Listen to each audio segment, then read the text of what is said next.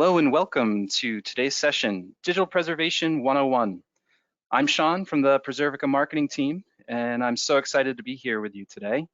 We have a wonderful program prepared for you to kick off our practical digital preservation series.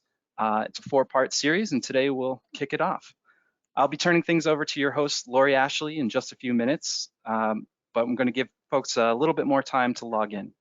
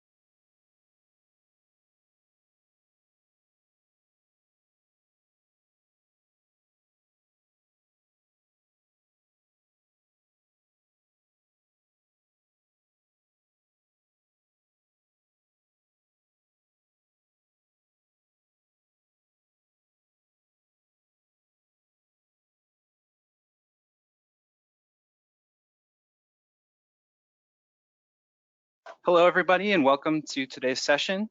Just a quick reminder, we're just giving people a little bit of time to get logged in. We'll be starting at the top of the hour. So thank you for joining us today.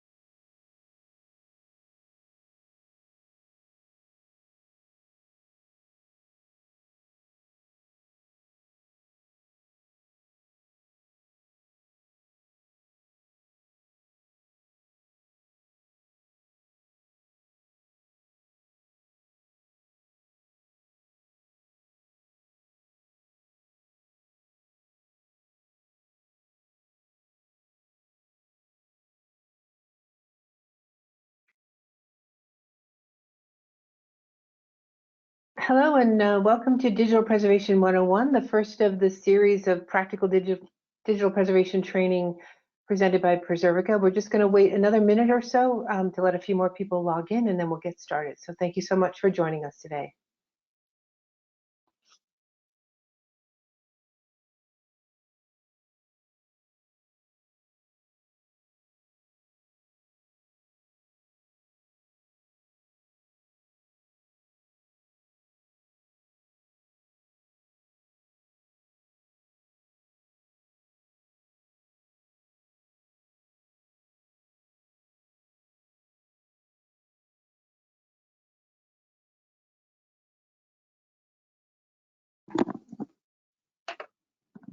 Okay, I think we're ready to begin.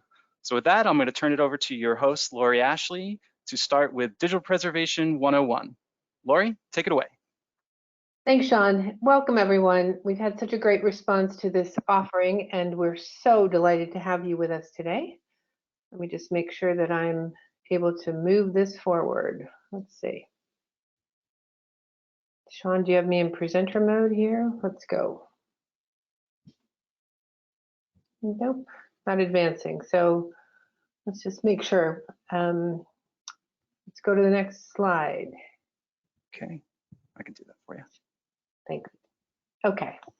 So welcome so very much. This training is being launched as part of Preservica's starter edition, being available in Canada on all Canadian servers, and that's a wonderful thing because we know how important it is for you to keep data inside the country borders. So this is the first of 4 sessions, and it's intended to engage and excite and inspire you, and to share what we know over on the Preservica side and what we've learned over the years. And we asked you to sign up and register for Starter because we want you to be able to have some hands-on experience. And we've got Preservica's training manager, Paul Clark, who will be joining us and guiding you throughout to show you how to use Starter and to tie it all together with the things that we know are near and dear to you. So we're going to start out with a few introductions. I'm going to cover some digital preservation principles just to set the groundwork. I'm sure many of you in the audience are experienced records managers and archivists and are well acquainted with digital preservation principles, but we want to make sure we're bringing everybody on board at the same time and moving along as a group. Then we're going to share a practical set of instructions on how to get started using Starter, and that will be Paul Clark. We're also going to show a video of one of Preservica's success managers in a public sector use case so that you can see digital preservation in practice. And we're going to round out this section with a Q&A where Aubrey Shanahan will join us. She's the onboarding specialist at Preservica and the person who is closely tied to the Starter community and has all the answers to all of your questions. So let's go ahead and get started and make this time worth your interest and effort. Let's see, Sean, I'm not moving it forward. Oh, there we go. Okay, so first of all, we want to thank the folks who have helped us bring you to this session, ARMA Canada and the Association of Canadian Archivists.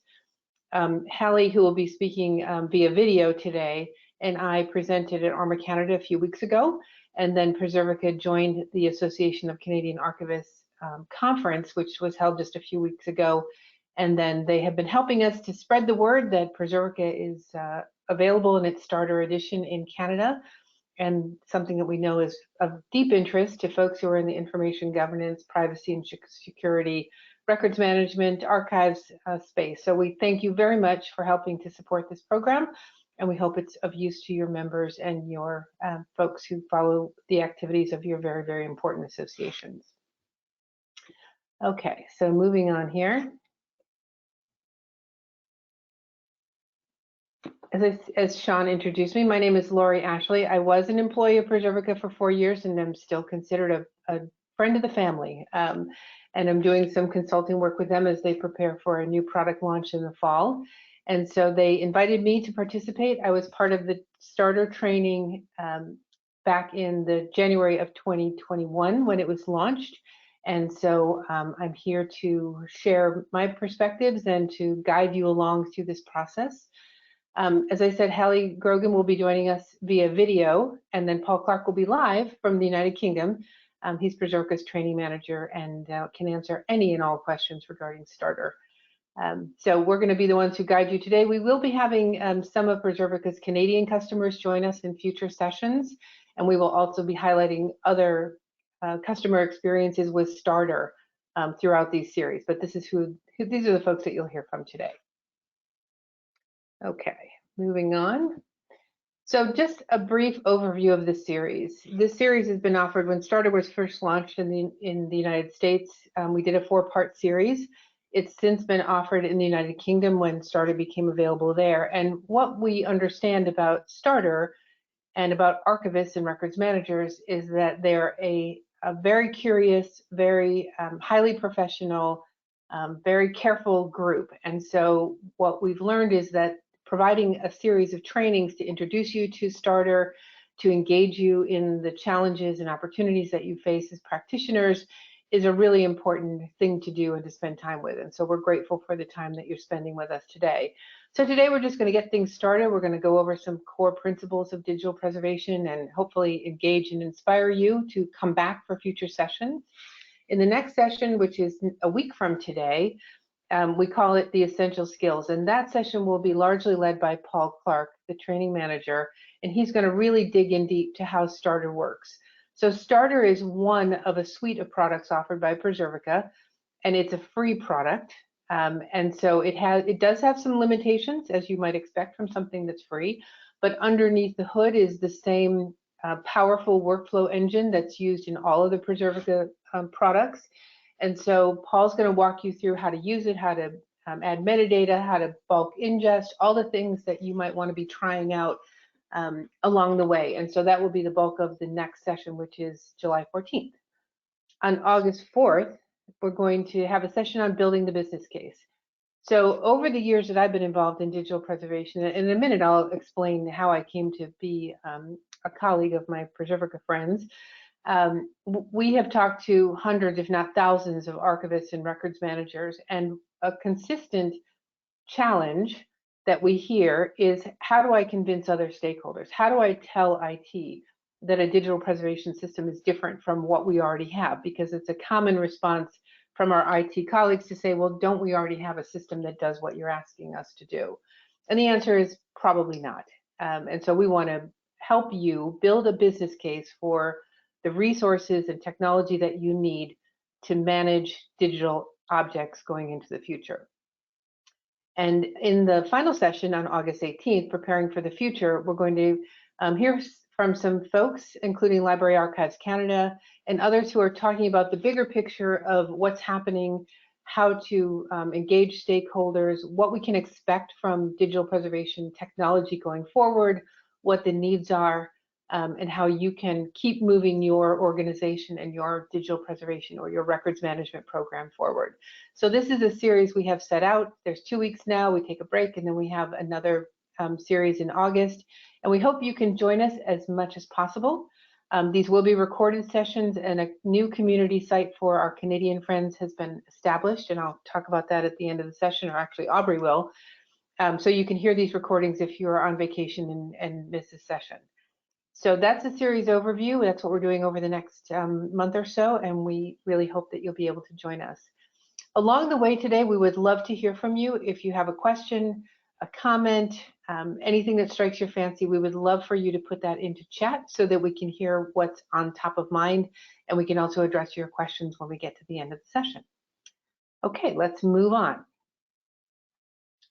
So my job here is just to cover a few basics and talk about a little bit about the evolution of digital preservation technology to get us started.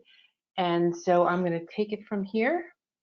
See if I can change this now, Sean. No. So this is not a surprise to you, and luckily the major analysts in the industry, Gartner and Forrester, have become aware of the need for digital preservation technology. It's sort of now in their purview, and they understand that it needs to be represented and described and talked about within their community of mostly IT practitioners. So this Gartner quote is from a couple of years ago, but it's just something so obvious to us now that, you know, software and hardware is always changing in order to keep our organizations moving forward to get business done. And what happens is formats change. That's one of the challenges to keeping digital objects alive. But the data that's important to your organization, whether that's a public sector, private sector, cultural heritage, wherever you come from, whatever size or type of organization you are, it's likely that you have electronic information and objects that need to be preserved over time. And it's a bit of a dicey business. And so it's good that the analysts have paid attention, because that means that they're speaking to the IT community about the need for technology and resources and practices that can enable the longevity of digital assets. So the next slide is to share a little bit about why I'm talking to you today, because you notice that I am now an independent consultant again. So I was before I joined Preservica, and I'm back to that status as I sort of begin to wind down my career a little bit. But what I can say about my Preservica friends and colleagues is that we share a deep, deep passion for digital preservation. My own awakening, the beginning of my digital preservation journey personally, came while I was working in a utility company after Y2K, and saw a big disconnect between the IT systems, the electronic information that was stored here and there, and the users. And so I began this quest personally to better understand what digital preservation was all about. And of course, the global community had already been formed and had been doing great work. And so for the past 20 years or so, I've been on a bit of a soapbox, speaking at conferences and doing independent consulting work, and then joining Preservica so that I could understand what was going to be required for taking care of long-term electronic records. And as I mentioned, I came to it from the utility industry. So we know that utilities are 24/7 businesses. They put out a lot of facility on the ground that stays there and operates for many, many, many decades. And so I became concerned that there wasn't really an explicit or overt policy or commitment to how we were going to keep these important assets alive over time, rather than just sort of rolling forward. So this is what depicts here is some of the work that I've done, much of it while I was with Preservica. We wrote white papers, we worked with industry associations, we did workshops, wrote white papers, wrote ebooks. I've had a very dear and close relationship with the Council of U.S. State Archivists. So those are the 56 state and territory archives in the United States, who of course are dealing with an explosion of electronic records that need to be managed. And so we've done some really great work together. And as I said, I've remained a friend of Preservica, and they invited me to be part of this because they know about my deep passion and how hopefully I will connect with you. And I know there's some of my good friends and longtime acquaintances out there in the audience. So thank you so much for joining us, and thank you for allowing me to be here to walk through. So having said that, let me go to the next slide, which is Preservica's mission statement. And it's pretty straightforward. They understand and have understood for as long as they've been working in this arena that there's a great deal of risk at the ability of organizations, big, small, public, and otherwise, to maintain the stuff that's important for us to keep into the future. And we've got a great history and traditional paradigm of saving paper, saving, digitizing to film, digitizing to electronic format, but still there's much of what we need to save that's at risk. So wherever you are in the spectrum of records management or archives, you understand that this risk is real and ever present, and seems to just be getting bigger and bigger over time. And so Preservica as a company, their mission is to help organizations protect those valuable digital assets. And that's a mission I can get behind. Okay, moving on. So let's cover a bunch of the obvious, let's say it that way. So why do organizations retain information long term? As I said, I've been in this practice for about 20 years. I probably have reviewed at least 500 different retention schedules. And so I'm very well aware of the many different business reasons why organizations keep information long term. Some of it at its most basic is because it's required. This is especially true in the public sector, where you are the people's records. You are entrusted with keeping the records which document the decisions and activities of government, because they're paid for by the people's tax dollars. And so meeting regulations, meeting statutory requirements is a very big driver in the public sector. In highly regulated industries like pharmaceuticals and utilities, things that affect people's safety and health, Of course, there are many, many different regulations which require that records are kept long enough to be able to trace back to how decisions were made, how drugs were formulated, where they're being used, where chemicals are being used. And so the regulation and compliance, statutory compliance side, of course, is a big driver in many organizations for why they keep information permanently or long-term. And in this sector, long-term's usually thought to be 10 years or longer. And the reason that is because technology changes pretty fast. And so 3+ year cycles are kind of common in technology. And so we think of long-term information as needing to be retained or having already been retained for 10 years or longer. Some of what the reasons why organizations keep information long-term is to mitigate risk. They want to be able to trace back where decisions are made, who was involved, what was said when, in order to protect their own organization into the future. And of course, a great deal of saving is about value. If you're in the organization, if you're in an organization that creates things, you want to know what you did in the past. You want to leverage that intellectual property, move it forward to create new products and services. And then there's the entire world of historical and archival information, things that we want to know about where we came from and who we are as people, what land was used for. So there's a lot of different reasons operating in why organizations keep information long term. And so if you're just getting started in digital preservation, a good place to go is to look at that authorizing instrument which says these are the rules around our organization, these are the things we keep long term, and then sort of map those into where they're being stored electronically. And it gives you a really great place to start to say, are we doing what we need to do to protect this information over time? Okay, next slide. So that's all well and good. We've been doing that sort of activity of keeping things and organizing them and putting them aside and keeping them in environmentally controlled conditions for a long time. There are specific challenges associated with electronic content. And so digital preservation as a practice, as a technology, and as all the policies and procedures and workflows that go along with it, enhances what we've been doing for a while, which is to set things aside electronically, to archive, set aside. But here are the problems that make digital preservation really, really important. It's when media becomes obsolete and we can't read the files. Information trapped in legacy systems. So people create things and leave them behind and move forward, and it may be, quite a long time before we are interested in that content again. And it's trapped in a legacy system. It may be trapped in a format that's no longer used by the organization. And so we can use digital preservation technology to help us get back to that content. Many of you, I know, especially in the archival community, struggle with really poor metadata, which comes over from the records that you accession. And without metadata and context, it's difficult to understand where the records come from. So I know that archivists spend a great deal of time describing and adding metadata to the records that they receive from upstream producers.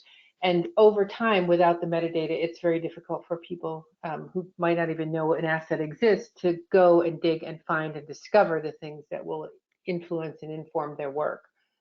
Over time, too, we have lots of changes in organizations. Maybe a department disappears and gets absorbed into another one. And so sometimes unclear ownership or a lack of corporate or leadership support can also degrade our ability to get back to digital information. And then there's stuff that just happens in the technology environment. Files can be corrupted, bits sort of seem to disappear. File formats which are owned by a vendor may no longer be supported. You might no longer have a software license that allows you to access those files. And then you may have digitized or converted something from a different format and somehow lost information or integrity of that information. So digital preservation goes beyond electronic archiving in order to protect the information that your organization needs. Okay, next slide. Oops, sorry, go back one if you have control now. There we go. So these are just some examples, and it's sometimes hard to find the failures because organizations tend to keep them sort of private. But we do know that in the past, people would sort of squirrel things away on CDs and DVDs. Like, I know this is important. I know I want to save it. I don't want it to disappear. Therefore, I'll copy it. onto a CD or DVD, but these things have relatively short lives, and so they're not a good place to store long-term content. Things can happen in the world, in the digital world, where things just become unavailable. A site disappears. In the case of Donald Trump's Twitter, when he was banned from the Twitter platform, then all of those things disappeared. So if you are someone who's researching presidential history and things like that, that content is no longer available to you. There's, of course, physical damage, things, fire and water damage. It just happens to where electronic media may be stored. And then there's, of course, breaches. Cybersecurity has become an industry in the last 10 years or so, especially through the pandemic. And so bad things just happen sometimes out there in the world in electronic systems, and we sometimes lose things that are very, very valuable to us. So now let's take a quick look at sort of an evolution in digital preservation on the next slide here. And we're not going back all the way into time because I don't know, some of you who know me know that I worked closely with Charles Dollar, who was with the U.S. National Archives and was the program director of the first machine readable records program. And he was working back in the late 60s and early 70s. So we're going to speed forward a little bit to the 2000s and talk about something that happened, which you may recall or not. NASA had incredible data from the Viking lander that became inaccessible, unreadable. And the wealth of data space scientists wanted to get access to. And it kicked off an effort to restore and retrieve and reuse important data. So that happened. The Internet Archive, some of you may be using it, and please feel free to, in the chat, tell us if you are. It's a fabulous success story. They started out, of course, with the idea of saving the entire internet, which a while ago might have been possible. It seems like it's kind of a crazy thing now, but it's been a very, very successful exercise in digital preservation where they've been able to save the internet because, of course, it changes over time. Things go away, and people still need a reason to go back and research. So this interest in what are we going to do with long-term data that we've got on computer tapes and disks and other places kicked off a lot of different task force, and those happened all around the world. In all of the various jurisdictions, and the ISO standards got together. Preservica had a role in the development of the Pronom database, which is now managed by the United Kingdom National Archives, and it's a file format registry, which is still tied to the Preservica product.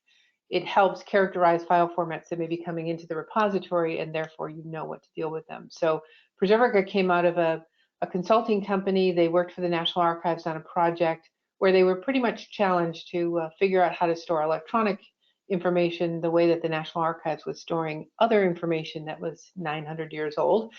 And so they developed some great tools, and then eventually the Preservica product was born and is now out there in the world. A lot of different organizations around the world, different projects, some of them government funded, have gone on over time to figure out what could be done. Some of them are associated with assessments. How do you figure out where you are and therefore create an action plan of where you want to go? So there's all sorts of things there. In 2003, the ISO 14721 standard, which is a core standard in the digital preservation community, the Open Archival Information System, came into being and has since been updated. And also the Premise Preservation Metadata Standard, which is well known, also came into being, if we say. So as we move forward, it also kicked off a lot of different conferences. I know that I've been to many, and Preservica traditionally participates in a couple which are highly technical. And the reason they go to learn from others, they go to share the innovations and to move the technology forward. But there's a lot of great conferences which are specifically dedicated to digital preservation technology and services. So around this time frame in 2010, it became really reasonable to think about storing things in the cloud in a safe way. And the cloud has some very important advantages for folks who are in digital preservation because it can be cost effective. There's a lot of redundancy and self-healing, which is very important because archives typically store multiple copies. And so the availability, the cost effectiveness of the cloud, the reliability of the cloud, and the two major providers, of course, are AWS, Amazon Services, and Azure from Microsoft, had a big part to play. Along came a companion standard to the ISO 14721, which is the 16363, and that's the audit and certification criteria. And what is great about that is it's not just a technical reference model, but it also talks about the organizational issues, the funding, the policies, the procedures, the sustainability that need to go forward, not only with the technical infrastructure, but also with the organizational infrastructure in order to support digital preservation.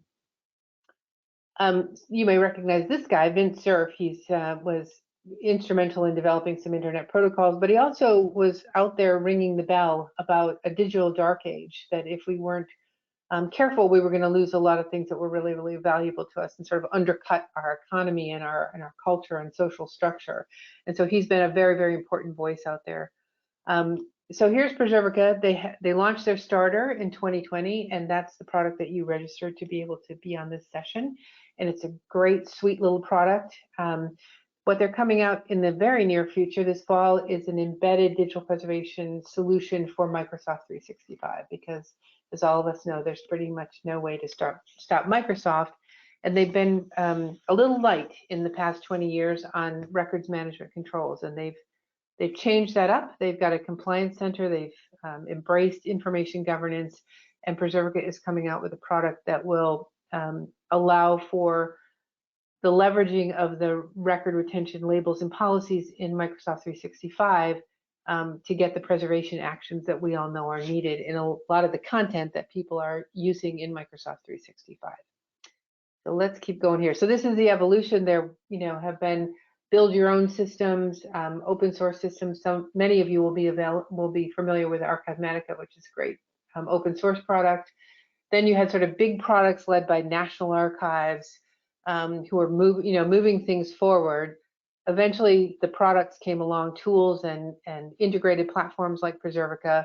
The cloud has made a humongous difference in the availability and affordability of digital preservation. And then we move forward, and it's going to keep evolving as our needs evolve. Okay. So this is just a quick view of the OAS system. Many of you will probably be familiar with it, but at the core of digital preservation, you've got to have safe storage. You've got to have a place to put this stuff. The original, you've got to be able to do transformation. You need checksums, which protect the integrity of the information. You've got to be able to get it back. You've got to be able to recall it. You also need information organization. So it may be the same file plan or hierarchical stratus that you have where the records were produced, or on the archive side, oftentimes there's a different file plan that's put into place to manage the collections. And then file format recycling. So we know that file formats go away. So inside a digital preservation system, it has the capability to transform into different formats over time. So the original is always kept, but we can migrate forward in an automated or manual anytime you want. You can do it on ingest, you can do it later in the life cycle, but it allows you at scale to do file format recycling and transformation, which is critical for our users to be able to render and read information that was created in applications that are no longer available. So on this side, of course, is content in all different shapes and sizes coming from outside our organization, inside our organization. So digital preservation systems have to have a way to ingest, to get that content in, and they do it in a very efficient way. And it comes from everywhere and anywhere. And then, of course, on the other side is secure access. In the OAS 14721 standard, there's a section on designated community. So you must be clear about for whom you are preserving things, and then you drive what you do in order to make those assets available to that designated community in the future. And those could be the folks that produced the stuff in the past, or it could be completely new people like citizens or researchers or genealogists who need access to it. And then along that comes, very compliance with different standards of security and quality control and things like that. So where we're headed is embedded digital preservation, because we know that people are too busy doing the normal day-to-day business in order to stop and do great records management. And honestly, the scale is just beyond what people can do. So what's going on at Preservica and coming in the fall is this capability within SharePoint and Teams and OneDrive and Exchange to leverage the rules that are created in those environments and then move or copy the information into a preservation repository and make it available through the Microsoft search and discovery tool. So to the user, it will be transparent, but to you folks, the practitioners on this session, the ones who know about the records management rules, the ones who knows about the best practices for archival management, this should help to set your mind at ease, because good things will be happening on the digital objects across the life cycle, and not just at the end when they're accessioned or someone retires or something else happens. So this is where digital preservation is headed, and it has to, because the scale and complexity of digital objects that we're now dealing with. So just 2 slides left for me. This is a chart which just talks about business process sophistication, but along the bottom is what needs to happen with information longevity. So of course you want to have you might have a single copy for preservation. You might have multiple copies because your users are, accessing it via different browsers and things like that. Checksum validation is that unique ID that it gives to the bit stream, so that in the future you can go back and make sure that not a single bit of information in an object has disappeared. And then that file format migration, which is so important because file formats come and go. Up on this other side is, offline access, being able to get access to content, lots of rich metadata, management across the life cycle, and then specific business logic. So here, access we are used to is what happens on a network drive, and that's great, but there's not really any preservation happening there. We might use cloud storage or OneDrive, and so there's more than one copy. There's something on the laptop, there's something out there in the cloud. So that gives you a little bit more confidence, and you can audit against that. You might have an enterprise content management system out in the cloud. So again, that is getting into the life cycle. You're able to do versioning and collaboration and things like that. Line of businesses are pretty specific applications, and so they've got very particular logic that's built in and very particular access and control issues. The worst way to go is offline access on a DVD or CD, because it's not going to last. You can have multiple copies through backup, but they're often difficult to get to. It takes time, and it's often not organized in a way. We've seen that through the legal discovery process, that you can just throw things on a backup tape, but that doesn't mean that they're very well organized.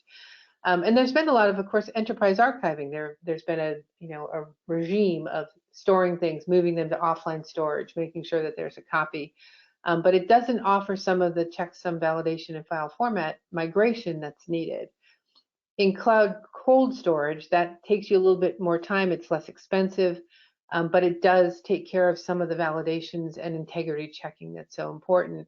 And then out here, digital preservation is the thing that really is focused on information longevity. It doesn't do some of the other things. It doesn't do, might not do versioning control. It might not do some of the other active collaboration pieces, but it does some things which are really, really important and unique. And this next slide sort of summarizes them, which I won't take time to read because you'll have the deck. But these are things that happen on ingest, and when Helly gives her presentation on a large public sector organization that's using Preservica to manage born permanent records, you'll be able to see some of these things happening, checking for viruses, checking for duplicates, automatically transforming into a file format, retaining the original. So I just want to end on this, where basically this is what I've been talking about for a long time, and it's something that Preservica believes in, that we have to reimagine electronic records preservation, and we don't want to wait until long into the life cycle because there's too much risk associated with that. So how do we reorient our organizations and the way we manage information so that we could potentially move born digital objects or long-term indefinite or even long-term definite retention objects into a repository in a way that's transparent to users, non-invasive, but gets us the preservation action that archivists and records managers and information governance folks are so keen to have. So with that, that's a little bit of a breeze through some principles. And so now we're going to play you a video. This is Hallie Grogan. She's on the operations team, and she does an amazing job. She's an archivist, and she's going to tell you about a project that she worked on. Hi, everybody. I'm here today to talk with you about permanent electronic records preservation use case. My name is Hallie Grogan, and I'm a digital archiving success manager on the customer experience team at Preservica. The customer experience team manages accelerated success, meaning that I get to work one-on-one with customers to craft a customized and personal approach to digital preservation that focuses on their use cases and objectives while offering advice and best practice guidance. Preservica has a number of solutions. We have Starter, our free solution that came out in 2020. We also have professional versions used by libraries, archives, museums, and cultural heritage institutions. And we also have large enterprise solutions for big organizations that have lots and lots of records. The use case that I'll be talking about today was with an enterprise solution. So when it comes to talking about government records, there's a duty of care involved. There's usually a constitutional requirement or statutory requirement for public records to be kept, for them to remain accessible, reproducible, and be authentic. So we're going to talk about these recording jurisdictions that take in records from the public and are the ones who are responsible for safeguarding them. Our records preservation use case involves a county government, specifically records from a county clerk register recorder's office for a large county in the western United States. So these are born permanent records that include vital records, birth, marriage, and death certificates, along with real estate property records. Not only do these records need to be permanently retained, the county is also responsible for providing levels of public access to these records during that time. The county identified a need to replace their analog system of permanent retention. I'm sure this medium is familiar to many of you. They were using microfilm, and they had previously invested quite a bit into their microfilm workflows, including vendor contracts, in-house machinery, chemicals, and warehouse storage for the microfilm. But due to concerns over potential shortage and the technology's sustainability, an alternative was needed. So this county was working at a very high volume. A lot of staff time went into scanning paper records and indexing them for an internal home-built system, which was used daily by staff. So in discussion with Preservica, staff also stressed to the requirement that the preservation system meet state code requirements for a trustworthy electronic document or record preservation system. So these requirements touch on trusted storage and file format and compression standards, while also referencing recommendations from the American National Standards Institute and the Association for Information and Image Management, really focusing on what the county should be looking for when it comes to their repository moving forward. So after initial project planning, ingest of records is underway. Over the past 6 months, with a real emphasis in the last 3 months, they've ingested close to 5 million records.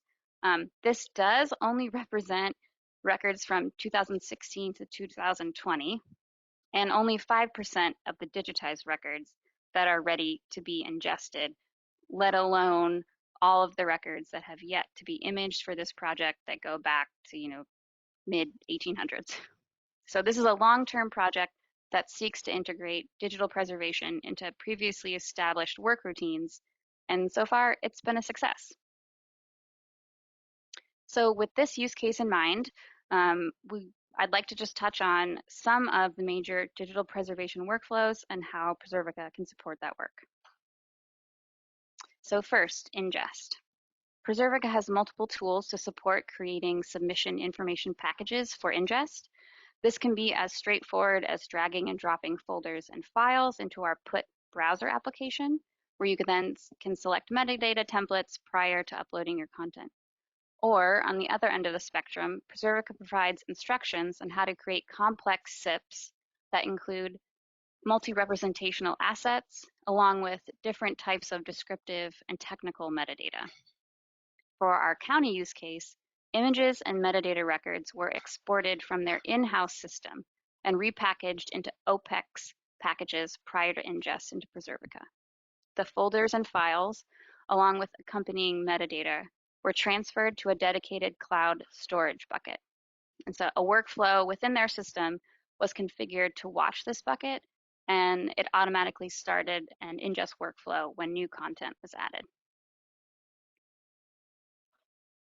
One step of Preservica's ingest workflow is a fixity check. So Preservica generates a hash value that is stored in technical metadata and used to verify that the digital object is unaltered by loss, tampering, or corruption. And so in our county use case, they sort of took it a step further. They already had checksum values available for their records, and they chose to provide this checksum within metadata at first contact so that when Preservica ingested the records, they would be able to compare the hash values at that point with what they had generated internally, and just an extra step to ensure file integrity at first contact.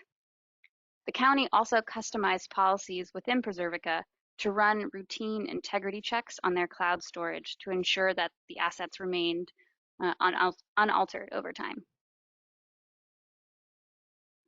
Another step of the ingest process is file format characterization. Preservica utilizes Pronom, an online technical registry supported by the UK National Archives that provides information about file formats, software products, and other technical components required to support long-term access to electronic records. In our county use case, somewhat unusually, they were only ingesting one file format, making characterization rather straightforward step, but still a vital step for many reasons. First, it helped ensure that the county's in-house digitization process was meeting internal standards and that staff were all creating the same digitized file format. Our expectation was characterization would show that all of these file formats had the same pronom PUID or identification, and that was confirmed, has been confirmed so far. Also, the registry is updated routinely and information about specific file formats is refined over time, meaning that recharacterization is a common function within Preservica.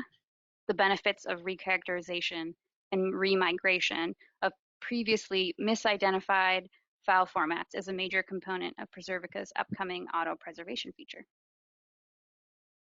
Next is normalization of records. So this can occur as a part of the ingest process, or it can be run in Preservica as a separate workflow post-ingest.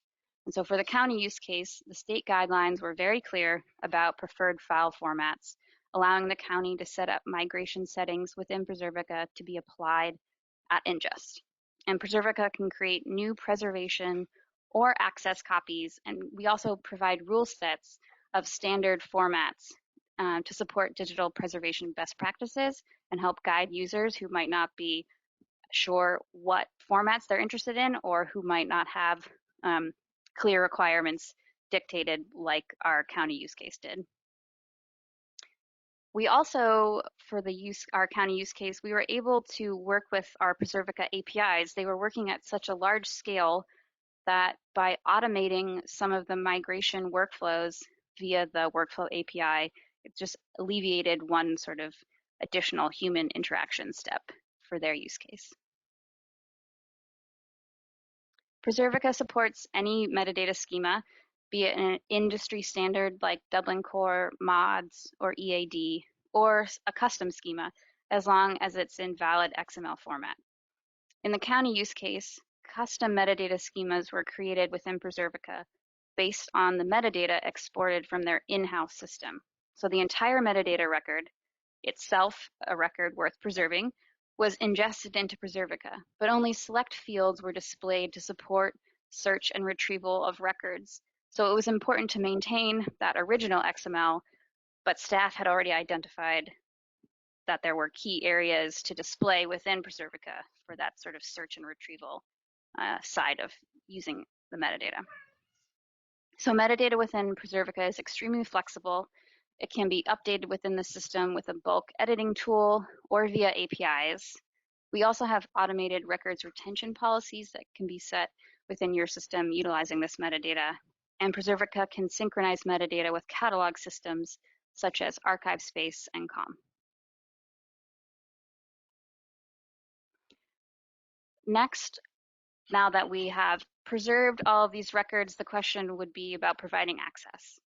So this is certainly exemplified in our county use case. As I mentioned earlier, part of their sort of duty of care is not only to preserve these records permanently, but also to provide access to these records over the long term. So utilizing Preservica's filtered searching capabilities, we were able to replicate key access points for staff to support easy adoption of Preservica. They were able to use the same searching techniques that they were familiar with from their in-house system, but now it was within Preservica's system separately. Currently, access is set for internal staff use, but there is a possibility of providing external access in the future via Preservica's customized access and discovery portal. Here we just have some summary points of the importance of the major digital preservation workflows and how Preservica has directly integrated these key areas to support digital preservation. And if you are more of a visual learner, we have a video that you can watch that again summarizes a lot of these points as well.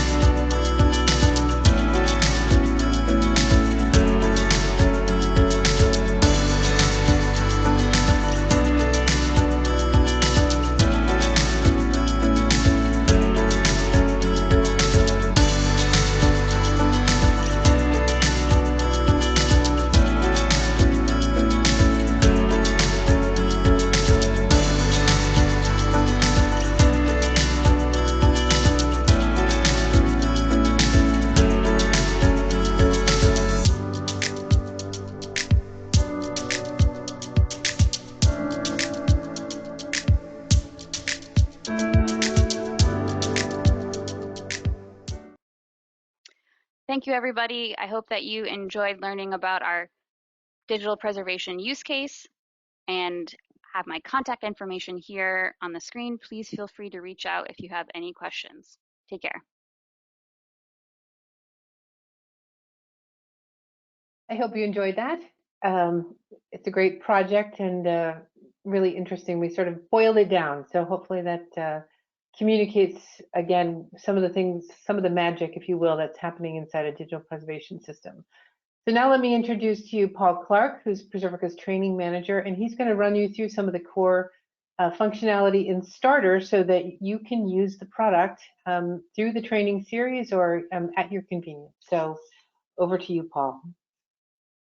Hi there. Yeah, let me just share my screen. So hopefully you can see me and hear me and see my screen. So hello, everyone. As you've heard from Laurie and Hallie, digital preservation has become simple, automated and accessible to everyone. So I'm going to be showing you how easy this can be using Preservica Starter. So this is going to be a short introduction, an overview of the Starter system, showing some of the core functions. There's going to be more in-depth training in next week's session, so come along then to see more. So I suggest you sort of watch along as I go through this and then have a look around and try out yourself after. We'll give you a worksheet as well to help you get going, or if you prefer, you may just want to use your own content. So before I log in, I can choose a light or dark theme from up here. And then once I logged in, I then see the home screen where you can see a folder containing my first collection and some videos that you can watch to help you get started. So when I drill down into my folder here, I have some sample content already loaded in. Okay, so we've got some sample academic and government collection content in there. So as you drill down into these areas, you'll see you're drilling down into the subfolders, and that also shows here on the left-hand side. Okay, and as we drill down further and further, we get into ultimately our assets that we can see here. We can choose how that information is displayed. We have some options up here to view as lists. So rather than looking at cards, you can have a list display. You can change how the content is sorted. So you've got a sort option as well here.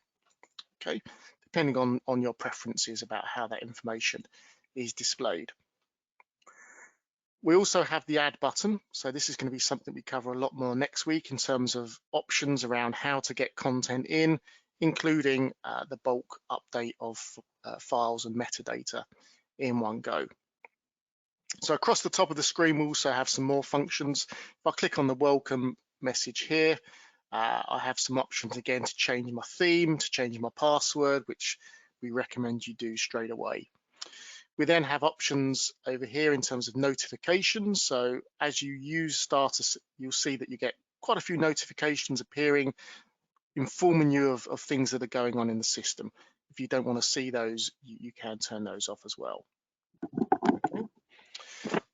So we also have an option called users. So if you want to add more users to your Starter system, you can upgrade to Starter Plus or Premium to allow additional users of that system. Again, if I just go back to our Explorer screen, across the top as well, we also have an upload and preserved meter. So that will kind of inform us of processes that are going on in the system and how that's progressing.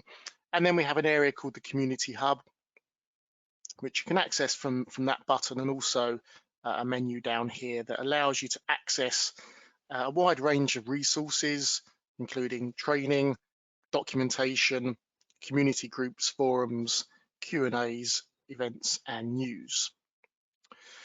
So then we have the search area. So the search function in Starter is very powerful. And when you perform a search, not only will the search look within the title and metadata of an asset, but also within the content of the asset as well. So for example, if I run a search here on the word social, that's going to search across my entire Starter collection. So it then returns 4 results. So I can see that immediately, yep, this one's appeared because the word social exists in the title of that asset. However, the others less obvious. So if we have a look at this articles of incorporation. So again, nothing sort of immediate in any of the metadata there describing that asset. So if we actually then sort of examine the asset itself by clicking on it, we then see that preserved document. And what I can then do within the document itself is run a search from here. So if I now run a search, again, using the word social, it's found 2 results where that word exists, and we can see it highlighted there. And if I scroll down to the next one, it shows it there. So that's just highlighting how good the search is in terms of if you want to find specific words, terms in your collections, it's easy to do so. Okay, we then have the options on the left-hand side. So at the moment, I'm in this Explorer area, which I've got open here. We also have a dashboard. So when I click on the dashboard, this will show me lots of real-time information about what's going on in my Starter system. So at the moment, this is a new system for me, so I haven't done an awful lot yet. So some of these tiles don't show any information, but as you start to use the system, you'll start to see what's been going on in your Starter system. And then if I just go back to the Explorer screen again, down the bottom, we have the recycle bin. Okay, so this will show any deleted content, that being folders or assets that are still held in there before they are permanently deleted. So when you delete content in Starter, it's not immediately deleted, it's placed in a recycle bin, it's then deleted automatically after 90 days, or it can be emptied ahead of that time. You can also restore it back if need be. Okay, so now we know our way around the Starter system. Let's do a quick ingest of a file and see what happens. So this is something I'm going to cover again a lot more in next week's session. So look out for more then. But I just want to go through quickly how we can get a file in. So I'm going to ingest a WordPerfect file. So again, a file that's sort of in a format that's potentially, well, is pretty old and potentially therefore going to be difficult to open, display and render in the long term. Okay, so I'm just going to bring that across from my local storage area, which is on another screen, and I'm going to drag it into this area. So you can see immediately this drag and drop area appears. Now, if I wanted to actually place it into an existing folder, I could go straight to that folder and then drag and drop it into that area. Okay, so I've got the ability to choose where I put that. I can also drag and drop a whole folder structure in if I want, which is something we'll look at next week. So I'm just going to drag and drop that WordPerfect document into my starter system. So straight away, it begins the upload. So the rest of this process is now automated in terms of that file's been uploaded. In fact, it's already completed. It then goes on to the preserving steps. Okay, and you can see these steps completing in terms of identifying the file format, performing characterization, virus checking, and finally preserving. Okay, so that's taken a few seconds to complete, and we can see that's completed. My notification gives me all that information. Okay, so straight away I can see that document called geology now displays as a new asset down here. Okay, so there's still a few things going on in the background. So it's preserved that original WordPerfect document. What it's now doing is generating a thumbnail. So we'll see a thumbnail appear shortly in the place of this icon.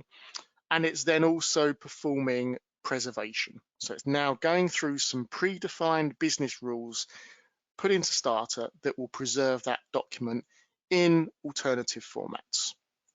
So again, that will all take a few seconds to complete. In the meantime, I can right click on an asset and I can still perform some actions on that. So I can choose if I want to rename it, I can change the thumbnail that's assigned to something else. I can delete the asset from there if I want. I can also choose how that asset is accessed. So I have a choice of either private or public. So private means that content is only visible to me as the user of this starter system. Or if I want to share this content, I can make it public and it will therefore appear on the public facing web portal. More of that again next week. So I'm just going to refresh my browser just to see if that has completed. So if I go into my geology asset, again, I have options here in terms of downloading that asset. I can see the history. So if I want to see the details of what's happened to that from the point of ingestion, migration, and so on, I can see everything that's happened there. So that's both system actions and human actions that have been performed. Okay, again, I can view public. So if I want to view that on my public facing web portal, I can do. I have options here in terms of adding metadata. That can be just simple basic metadata, or I can choose a predefined template, either Dublin Core or mods, and then add the metadata accordingly to that. If I then go to preservation history, this is where things get really interesting in terms of what has happened to our content. Okay, so what I've got here, first of all, is my original file, my down here rather, is my WordPerfect document. So my true original preserved, and I've got options to download that and look at advanced information, which tells me details about that particular format. So that was my original file that I dragged and dropped into my starter system. What's then happened automatically is it's preserved it in a ODT format, open document text. So that's the act of preservation happening. So that's completed. I can download that file if I want. And again, I can see advanced information all about the ODT file format. So it's then also created what's called an access representation. So again, it's a form of preservation, but it's also making that file accessible. So creating an ODT is great for preservation, but may not be great in terms of accessibility, in terms of displaying it through a browser. So what we've then done is taken that ODT and preserved it and made it accessible as a PDF. Okay, so again, we've got the option there to download the PDF or look at the details about the PDF file format. Okay, so when I make this content public, it'll be the PDF that's visible through my public facing portal, because PDF is a better format for rendering through a browser. So all of that happened in the space of probably about a minute in terms of dragging across that content, uploading, preserving, all going on in the background. Okay, so that brings us to the end of this quick overview session. In the next session, we'll be doing a deeper dive into preserving digital content. So we'll be ingesting folders with assets, as well as how we can add metadata and make our content public. Okay, so just a reminder to have a go yourself, either again using the example in the worksheet, or even trying with your own content. Thanks, everyone. Thanks, Paul. We look forward to seeing you in next week's session. So hopefully that gave you a taste of how to use Starter, and that you will move forward on your own time and give it a try. It's quite easy. It's very attractive. And there's some really fun things that are going on there. I expect that some of you questions are formulating in your minds about Starter or Preservica, so we certainly invite you to put them in the chat.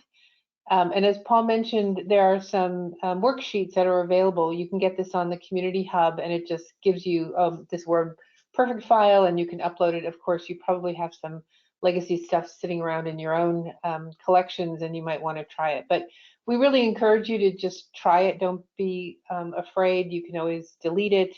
It's private until you turn it public. So be adventurous and experimental, and try the Starter system by dragging and dropping some things in there and watching to see what happens.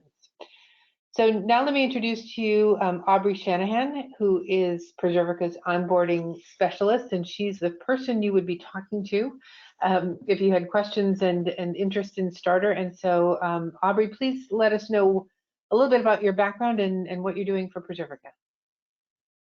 Hi everyone. Thanks for joining us today. Really appreciate your time.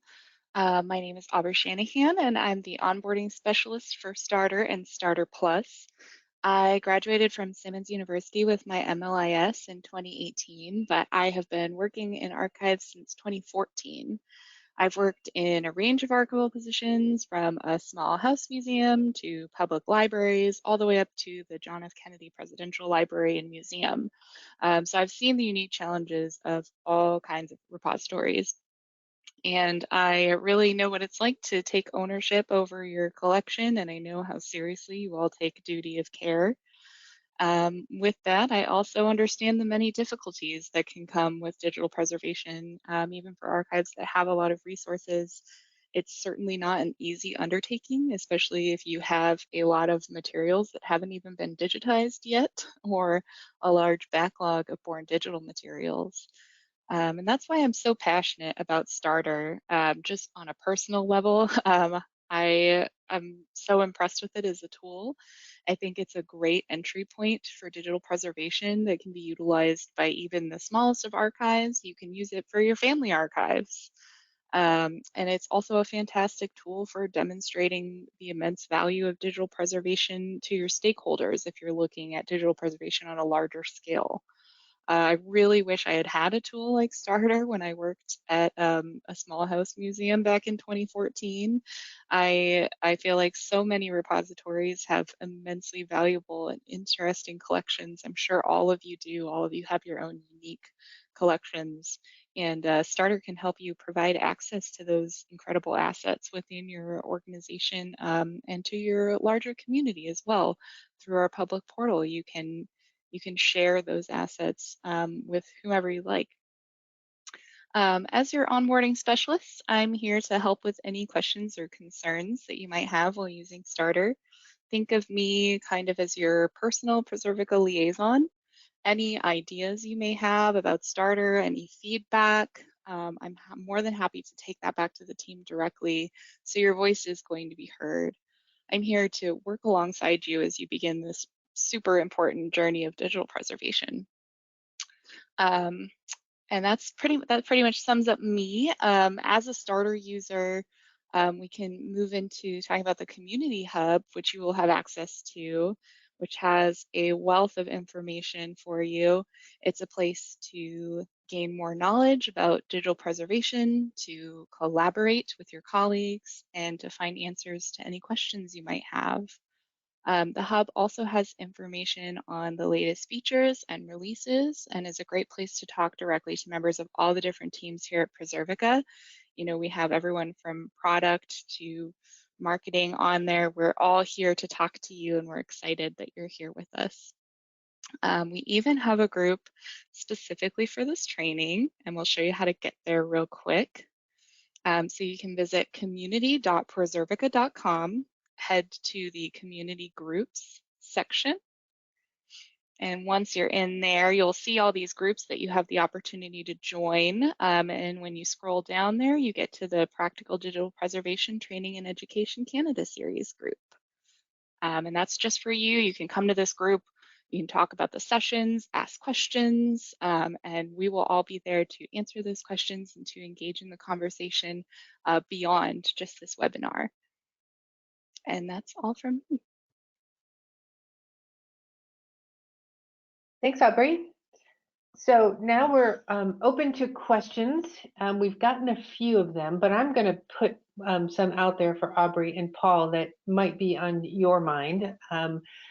So does Starter run on Azure and AWS? I mean, where is the hosting happening? Yep, I can take that one. So yeah, it's a AWS S3. Okay. And I think it's important for folks to understand that that's what Starter is, and in other editions, there's all sorts of options that people can have for how they manage their storage. That's obviously part of it. Can they put some things, preservation masters, into a different bucket? But Starter, because it's there to launch you and get you started right away, that's how it's set up. The free Starter product comes with 5 gigabytes. So could either Aubrey or Paul explain what can you store that's 5 gigabytes, for example?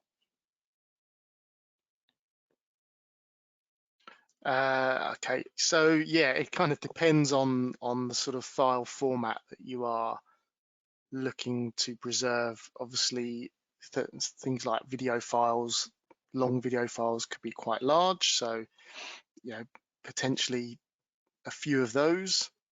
Image files, again, depending on the file format, if they're TIFFs, potentially a few thousand of those. But again, if you're migrating those to JPEGs, that may be a larger file size. So depends a little bit on the file format that you're looking to preserve. And I think I know from dealing with many folks trying out Starter over the last 2 years that sometimes people hesitate about what to put in. But I think all of us here would encourage you to try. I mean, if you have a digitized file, if you have something that's born digital, if you have a legacy file that someone's brought to you, then they say, I can't read this, can you do anything about it? I think Starter is definitely really powerful for demonstrating what can be done. And unless you try a few things, it's hard to maybe see the magic. So I would definitely, from my experience, and I hope Aubrey would agree with me, that you might feel like, what should I put in here? Or, I need to really think this through. And I would encourage you to try putting different file formats and different types of assets in there so that you can see what the system is capable of doing. Would you agree with that, Aubrey? Yeah, absolutely. And I did just find quickly our little breakdown of what kind of things you can fit into 5 gigabytes of storage. And you can get up to 35,000 Word documents, 5,000 PDF documents, 5,000 JPEGs, 300 high resolution TIFFs, 200 MP3 files, or 30 MP4 files.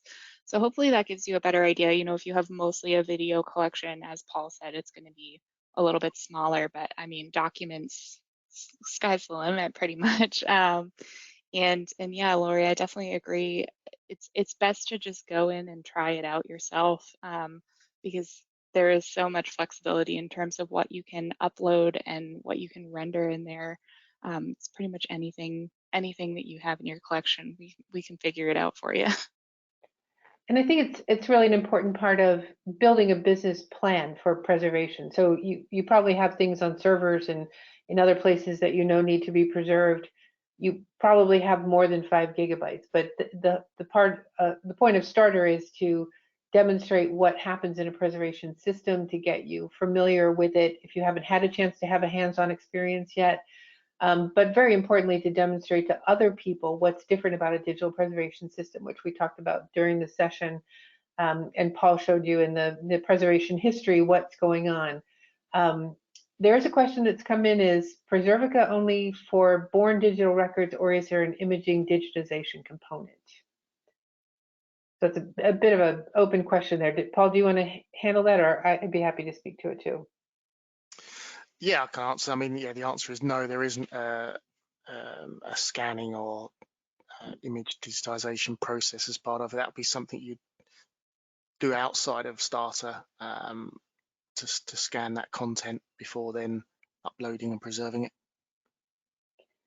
And I mean, that's a very common use case. I mean, folks are digitizing all sorts of paper records, and people are moving, like Hallie said, away from microfilm. And so there's even, microfilm to image that organizations are doing. I think Preservica has lots of tips and techniques for how you can take digitized images and the metadata and bring it into the preservation system, because that's, of course, really important. And part of the program that you set up when you do digitization is to get the right file formats and to get the metadata so that it can come in and be linked forever inside the repository and leverage all that good work that's done in capturing metadata and digitization. There's another question about, is it possible to convert files from formats that have specific licensing, like OmniPlan files that require a subscription, or Mac files to more long-term accessible formats like PDF, either upon ingest or later on?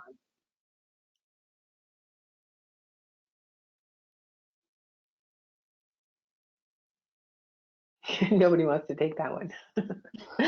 Sorry, I was on mute. Oh. I'm not sure. I mean, it depends what's meant by the licensing statement there, in terms of, as long as it's something that's visible and readable, then I can't see that being a problem. But if it's something that's hidden, like encrypted or hidden behind like a password protection, then yeah, that would be a problem. And I think, just to clarify, maybe both you, Paul and Aubrey, can tackle this, is something that distinguishes Starter is these, what you called, Paul, the predefined business rules. And it's a little bit different from what Hallie was describing about the customization in an enterprise grade product. So can you just recap for us what it means that Starter has business rules built in? Yeah, sure. So what that means is we kind of take care of what we think is the right thing to do with certain file formats. So with our in-house expertise and what we know as best practice of what to do with certain file formats and what's best for long-term digital preservation and accessibility. So rather than having to think about that yourself, we have those rules built into Starter that allow you to just ingest the content and we handle the rest. If you choose to go into the CE product, the professional product, or an EPC product, then you can then take control of those rules if you want. So if you do want to do something different with specific file formats than what we suggest, then you then have that flexibility to do that. But from a Starter point of view, we take care of all that for you. And I think that's a really key message. I mean, what I've observed is that folks use Starter, and then their own use case brings forward something that they want to do differently. And so, in Starter, you can use METs or Dublin Core metadata schemas. But as Haley had said, lots of organizations have their own custom, or they have a different one, or they have multiples. And so that's some of the functionality that comes with some of the other Preservica products. So Starter is just as it's intended. It's to get you familiar and excited and aware of what's going on, and then inevitably based on the size of your collections, which I'm sure many of you have very, very significant and unique and valuable collections. It opens up the possibility of moving into a system where you can have more control over, where the things go to storage, or which file formats you generate on ingest or later on. So hopefully you'll have a great time with the starter experience, and it will be, if it's a start point in your digital preservation journey, that's great. If you already know that you need something more, then it can be a very, very useful tool for demonstrating to other folks who need to better understand what a digital preservation system is as compared to where a content management system might be. So Yeah, I think to that point, Lori, go ahead. I was just going to jump in and add, we do have Starter Plus, which is a great kind of intermediate option if you're, waiting for that funding, waiting, for whatever reason, if you want to take your time with the upgrade. Starter Plus is a really good intermediary option that would give you a little bit more flexibility. It also gives you branding for your public portal, which is great, Google Analytics, and some more abilities with the metadata there. And it is another great option. So, you get started with Starter, and then if you want a little bit more flexibility in the meantime, you can always, kind of transition through with Starter Plus. Right, and that's a subscription-based service, right? It's yearly, yep. Yeah, and I do know I've heard the use case of where you have even in a very small institution, you may have 2 or 3 people who you want to be able to ingest and manage the collections, and so Starter is a single user license, and so Paul demonstrated where you can add users, and I've seen that happen in small, even small government institutions where multiple staff want to be able to contribute and manage, and so that is sometimes a reason to move up to Starter Plus. Yep, absolutely. Okay, well, we don't have any further questions, but I do want to thank everyone for joining us today, and I really hope that you'll come back next week, because Paul is going to dive headfirst into the Starter system and show you all of the power that it's capable of delivering to you in your digital preservation program. So with that, we go forward. There we go. So next week, July 14th, again at 1 p.m. Eastern time, use the same webinar link that you did to join this service, and then take a little bit of a break and meet again in August. But we really hope that you will join us, and then in the meantime, you will dive into Starter yourself, load up some content, and see the magic happen. So please visit the Community Hub. We're interested in your feedback. You'll be able to get lots of resources there. Definitely try it so that you'll be more familiar by the time Paul takes you on the next level of the tour. We'll be communicating with you, and we hope that you'll be able to attend this series, come along the journey with us. As I said, next time we'll have an archivist from City of Red Deer, and in a couple weeks we'll have Library Archives Canada join us, and some other customers to share their own experiences and use cases of using Starter and other products. So with that, I will just close out by thanking you so much for your time and attention, and telling you that I hope to see you again next week. Take care.